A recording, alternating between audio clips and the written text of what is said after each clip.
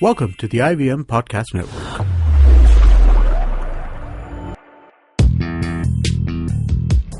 पैसा वैसा विद अनुपम गुप्ता में आपका स्वागत है। ये वो शो है जहां आपको पैसों की दुनिया से जुड़े सवालों का हल मिलेगा। कहां पैसे बचाएं, कहां लगाएं, कहां कमाएं, बस सवाल पूछिए और जवाब पाइए। अनुपम, ये रहा आपके लिए सवाल। हाय अनुपम, मेरा नाम पूजा है। मैंने अभी अपनी पढ़ाई कंप्लीट की है और एक नया जॉब लिया है। मुझे ये जानना था कि महीने के आखिर में जो मेरी सेविंग्स होती है उससे मैं क्या कर सकती हूँ। आप काफी कुछ कर सकते हैं। इन्वेस्टमेंट्स बहुत तरीके के होते हैं, फिक्स डिपॉजिट होता है, म्यूचुअल फंड होते हैं, बट वो सबसे पहले आपको रिस्क और रिटर्न के कॉन्सेप्ट्स अच्छे से समझ लेने चाहिए।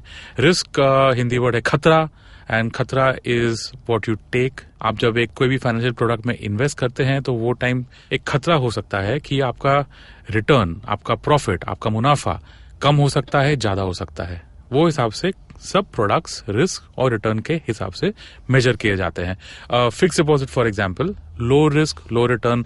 आप बैंक में जाते हैं, आप उनको बोलते हैं कि मेरे पास 100 रुपए हैं या 1000 रुपए हैं, और उसके लिए आप 1 साल का फिक्स डिपॉजिट खोलते हैं।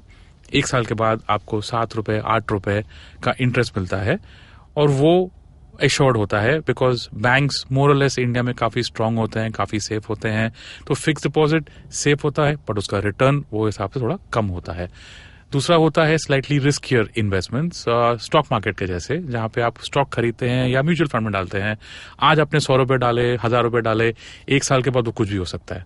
99, 90, 80, 70, 120, 130 किसी ने देखा नहीं है। सो वो थोड़ा सा ज्यादा रिस्की होता है। तो आप एक बार रिस्क और रिटर्न के कॉन्सेप्ट्स समझ लेंगे तो आपको थोड़ा you'll be bit more comfortable, आपको और समझ में आएगा कि आप कहाँ इन्वेस्ट करें। पैसा वैसा सुनने के लिए शुक्रिया। अगर आप इन्वेस्टमेंट से जुड़ी कोई भी जानकारी या सवाल पूछना चाहते हैं तो आप हमें ट्वीट कर सकते हैं। हमारा ट्विटर हैंडल है @IVM Podcast, या आप हमें ईमेल भी कर सकते हैं paisavaisa@indusvox.com पर। इस शो पर बताई गई चीजों को फाइनेंशियल एडवाइस के तौर पे मत लीजिए। ये सिर्फ और सिर्फ आपकी जानकारी के लिए है। अपने पैसों का निवेश करने से पहले कृपया किसी फाइनेंशियल एडवाइजर की राय जरूर लें।